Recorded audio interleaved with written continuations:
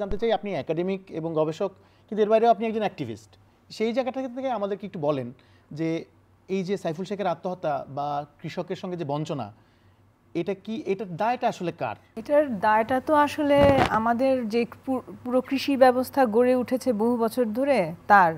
এবং আরেকটা বিষয় হচ্ছে, এখানে গুরুত্বপূর্ণ বিষয় হচ্ছে সরকারের নিয়ন্ত্রণহীনতা।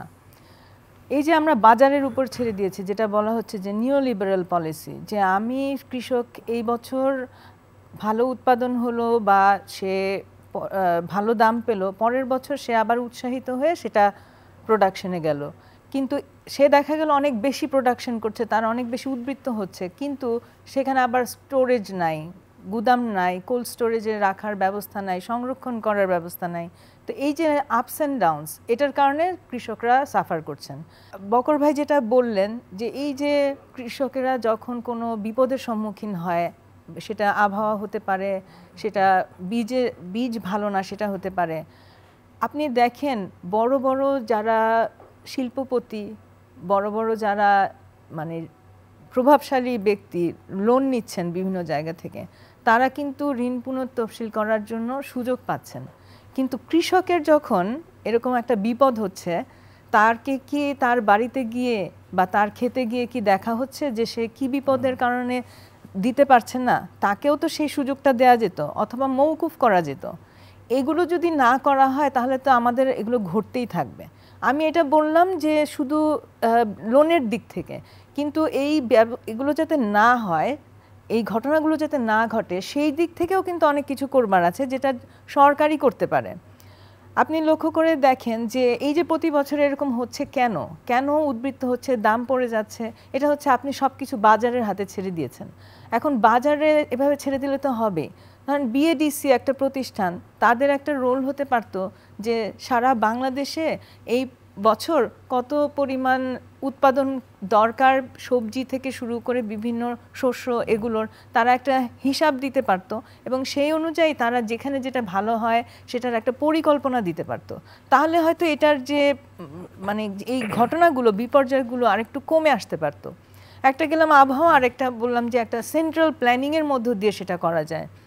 আরেকটা হচ্ছে এই যে বীজের কোয়ালিটি, এইটার যাতে ঠিক মতো করা হয়, এটা ইনভেস্টিগেশন করা হয়, এবং এই ঘটনাগুলো যাতে বারবার না ঘটে, সেই জায়গা থেকে কিছু পদক্ষেপ তো নেওয়া উচিত।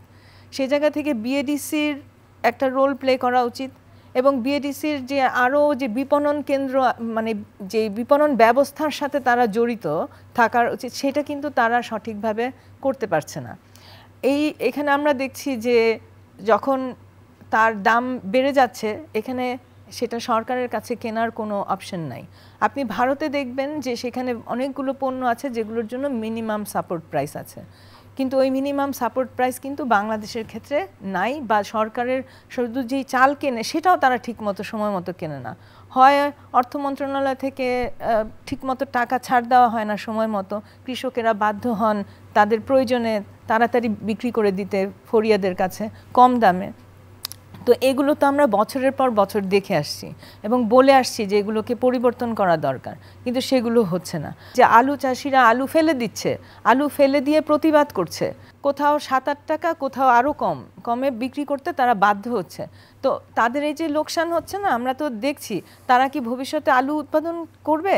আবার অন্য সময় দেখা যাবে যে এই আলু যেটা এখন তারা কোল্ড স্টোরেজে রাখতে পারছিল না, সেটার কারণে সামনে কিন্তু দামটা বেড়ে যাবে। তখন আপনারা বলবেন বা জনগণ বলবে যে সরকার দাম নিয়ন্ত্রণ করতে পারছে না, তখন সরকার আরেকটা কারণ দেখাবে। সেটাও তো সত্যি, আমরা তো 400 টাকা কেজি পেঁয়াজও খেয়েছি। আবার কোনো সময় ভোক্তারা যদি ধরেন 40 টাকায় কেনে, তখন সে মনে হয় যে খুশি হয়ে একটা ধন্যবাদ দিয়ে দেয় সরকারকে। তো এই যে ক্রেডিট নিচ্ছে সরকার এখন, যেটা একটা ন্যাচারাল কারণে হয়েছে, আবার তার কোনো ইন্টারভেনশনই এখানে নাই। তো এইগুলোর ক্ষেত্রে আমরা দেখা যাচ্ছে যে সবসময় কৃষকই সাফার করছে।